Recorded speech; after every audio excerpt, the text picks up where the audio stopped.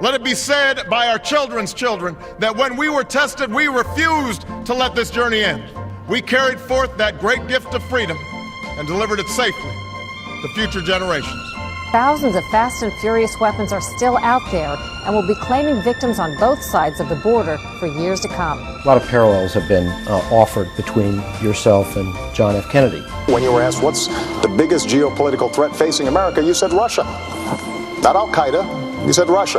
In the 1980s are now calling to ask for their foreign policy back. At any time in this campaign, did you have a chuckle that you just couldn't get rid of? Something weird that happened, it was so crazy that you just went to bed laughing about? There is new evidence tonight that Obama administration aides were primarily concerned with protecting the president's public image 7 weeks before the election and advancing the false explanation blaming an internet video for the Benghazi terrorist attacks. People in the mainstream media have been accused of being afraid to speak truth to power, and I've got some truth to power. Your dog looks like he's out of control. In an interview with the New Yorker magazine, he compares groups linked to Al-Qaeda to an amateur basketball team.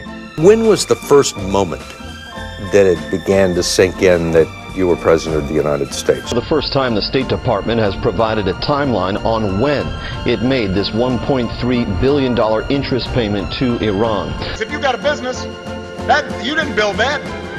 Somebody else made that happen. The first U.S. president in history not to see a single year of 3% GDP growth. You got the WikiLeaks released a March 12th Podesta email showing you messaging the Clinton campaign with the exact wording of a question asked at the March 13th CNN TV1 town hall debate. What has surprised you the most about this office, enchanted you the most? Attorney General Loretta Lynch met privately with Bill Clinton for about half an hour aboard a parked private plane in Phoenix on Monday. You may recall Lynch's agency is handling Hillary's email investigation. The feeling most people get when they hear a Barack Obama speech, I felt this thrill going up my leg. New York Times public editor Margaret Sullivan said it's the administration of unprecedented secrecy and unprecedented attacks on a free press. I am very proud of the fact that we will, knock on wood, lead this administration without significant scandal. Donald J. Trump is the president of the United States elect. Well, America is crying tonight. I'm not sure how much of America, but a very, very significant portion, and I mean literally crying. How do we explain how this is possible? We are in a rigged system, and a big part of the rigging are these dishonest people in the media. Let's talk about the alleged Russian hacking of the DNC. David, sure. Russian interference in an election, is this a crisis? Is this a national emergency? I think the Democrats are putting it out because they suffered one of the greatest defeats in the history of politics in this country. You got the president-elect who's denied, without any basis of proof, the intelligence community's assessment that Russia was involved with the hacking that took place during our elections. No, it's not a state party. Stop trying to distract in that way. Pay attention to the content of the publication. Of course he has confidence in America's intelligence, but we don't have confidence in the New York Times releasing a report of unnamed sources. Would it be fair to characterize that story as almost entirely wrong? Yes.